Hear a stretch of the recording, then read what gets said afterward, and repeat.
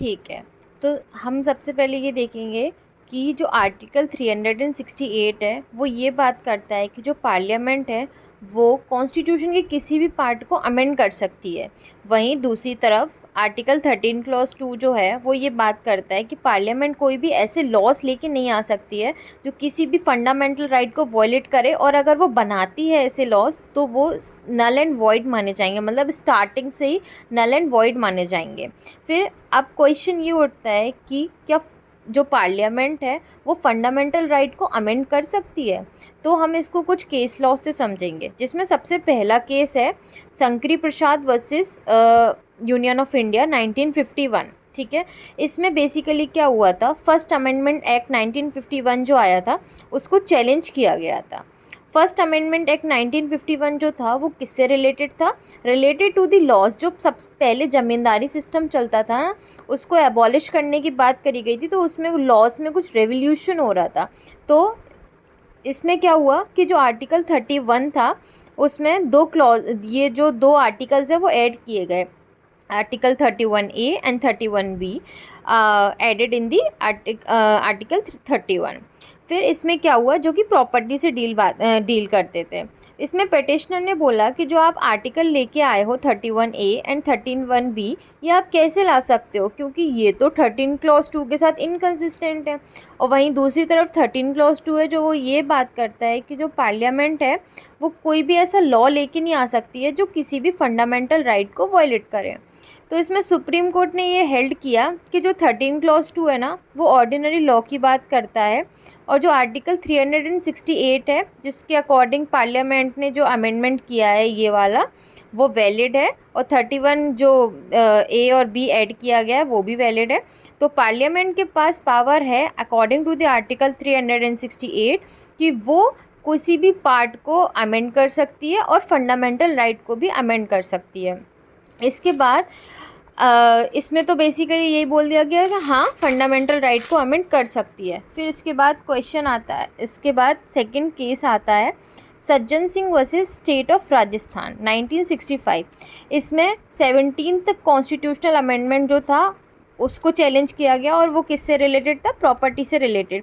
इसमें supreme court ने अपने ही प्रीवियस डिसीजन जो था शंकरी प्रसाद उसको वापस से ही अप्रूव किया, और ये बोला कि जो अमेंडमेंट ऑफ कॉन्स्टिट्यूशन है ना उसका मतलब ये है कि amendment of all the part of the constitution, मतलब आप किसी भी पार्ट में अमेंडमेंट कर सकते हो कॉन्स्टिट्यूशन के। इसके बाद तीसरा केस आता है Golaknath versus state of Punjab 1971।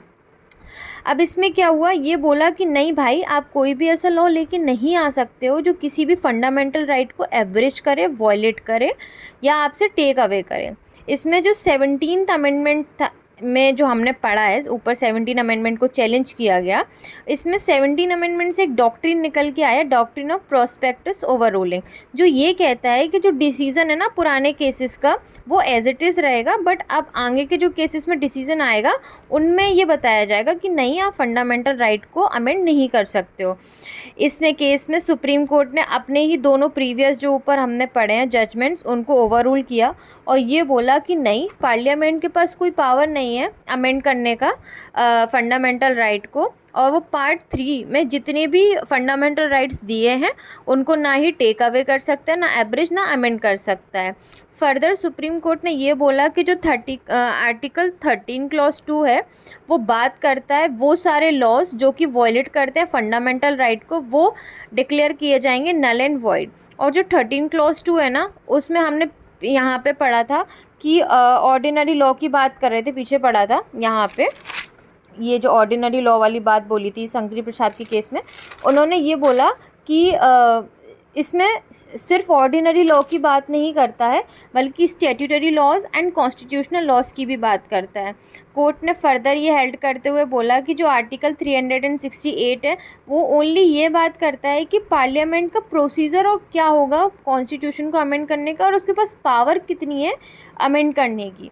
फिर अब यहाँ इन केसेस के बाद पार्लियामेंट को ऐसा लगा कि उसकी पावर कम हो गई, फिर उसके बाद वो लेके आया constitutional amendment act 1971 24th constitutional amendment act, जिसमें उसने क्या किया कि आर्टिकल 13 में क्लॉज 4 डाल दिया, जो कि ये बात करता है कि ऐसा कोई भी आर्टिकल जो किसी लेजिस्लेचर की पावर को, मतलब पार्लियामेंट की पावर को कम करता है अगर, तो वो आर्टिकल वैलिड नहीं माना जाएगा। इसमें इन्होंने ये बोला कि इट अमेंड द आर्टिकल 368 को भी अमेंड कर दिया और ये प्रोवाइड किया कि जो पार्लियामेंट है वो एक्सरसाइज कर सकता है अपनी कॉन्स्टिट्यूएंट पावर, अमेंड कर सकता है, वेरी कर सकता है, रिपील कर सकता है किसी भी पार्ट ऑफ कॉन्स्टिट्यूशन को, और ये प्रेसिडेंट के लिए मैंडेटरी होगा कि आपको उस पर एसेंट देनी ही पड़ेगी। फिर उसके बाद फोर्थ केस आता है केशवानंदन भारती केस। इस वाले केस से डॉक्ट्रिन ऑफ बेसिक स्ट्रक्चर निकल के आया। इस केस में 24th जो कॉन्स्टिट्यूशनल अमेंडमेंट एक्ट है ना, उसकी जो वैलिडिटी है उसको वापस से चेक किया गया और ये ऑब्जर्व किया गया कि जो आर्टिकल 368 है, जो कि पावर करता है पार्लियामेंट को और जो प्रोसीजर बताता है, वो तो ऑलरेडी 24th, आपको उसके लिए 24th अमेंडमेंट लेके आने की क्या ज़रूरत थी, वो तो ऑलरेडी ही यही बात करता है। तो कोर्ट ने ये आर्टिकल 368 में ये बोला कि ये एम्पावर नहीं करता है पार्लियामेंट को कोई भी ऐसे लॉज को छेड़छाड़ करने की जो कि हमारे डॉक्ट्रिन ऑफ बेसिक स्ट्रक्चर में बताया गया है। डॉक्ट्रिन ऑफ बेसिक मतलब आप अमेंडमेंट कर सकते हो, लेकिन आप बेसिक स्ट्रक्चर जो है हमारा, उससे छेड़छाड़ नहीं कर सकते। फिर इसके बाद पार्लियामेंट को लगा उसकी पावर फिर कम हो गई है, तो वो लेके आया 42nd कॉन्स्टिट्यूशनल अमेंडमेंट एक्ट 1976। इसमें उसने क्या किया कि जो आर्टिकल 368 है ना, उसमें उसने 2 क्लॉजेज ऐड कर दिए, क्लॉज 4 और क्लॉज 5।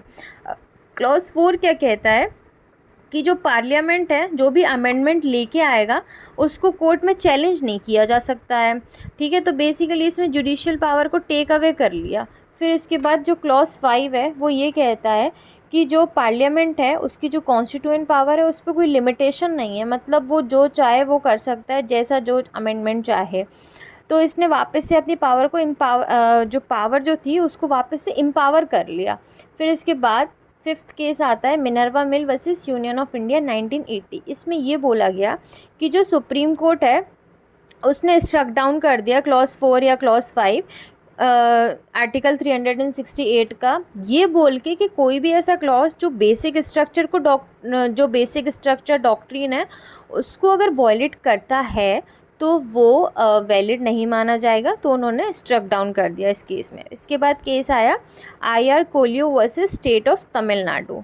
इसमें ये हेल्ड किया गया कि जो 9th शेड्यूल में जो भी चीज़ें दी गई हैं वो 24 अप्रैल 1974 के बाद से कोर्ट में चैलेंज की जा सकती हैं। किन ग्राउंड्स पे कि भाई ये हमारे डॉक्ट्रिन ऑफ बेसिक स्ट्रक्चर को वॉयलेट कर रही हैं, इसलिए हम इसको चैलेंज कर रहे हैं। ठीक है, तो यही 5 नहीं 6 केसेस थे। सबसे पहला केस था शंकरी प्रसाद का, फिर उसके बाद केस था सज्जन सिंह का, फिर उसके बाद गोलकनाथ का केस था, फिर केशवानंदन भारती का केस था, फिर मिनर्वा मिल्स का, और फिर IR कोलियो का केस था। और मेन जो 2 अमेंडमेंट्स हमने पढ़े वो हैं 24th अमेंडमेंट और 42nd अमेंडमेंट। बस इसी के साथ मैं आपको थैंक यू कहना चाहूँगी, आपने मुझे इतने टाइम तक सुना। और अगर आपको वीडियो पसंद आई हो, क्योंकि ये मेरे चैनल की सबसे पहली वीडियो है, तो अगर आपको ये वीडियो पसंद आई हो तो आप मुझे एक लाइक कर सकते हैं, सब्सक्राइब कर सकते हैं। Thank you so much, bye.